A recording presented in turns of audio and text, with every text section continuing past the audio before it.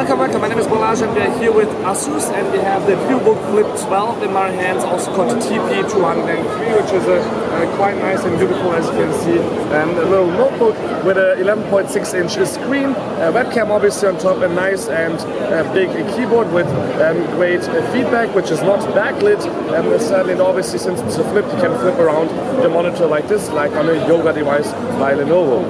We have all kinds of ports, like for example USB ports on the side, a headset jack, that's a volume rocker and an on-off switch, and we have a fingerprint reader right here, so you can easily unlock your notebook with your finger here just on the side. On the front there's nothing, but on the next side you will find a micro SD card slot, a USB type C 3.1 port, 3.0 port, also again a standard port, HDMI, and then we have a power port here at last. From the outside you can see the Asus logo, which is a little bit shiny in silver. We have a golden color here on the top and the bottom in this plastic case, and also a few screws, so if you take off the bottom maybe you can change the RAM and the SSD, of which we have up to 128 gigs of space available inside, but here we have just a 32 gig version, of which there is only 12 gigs available, since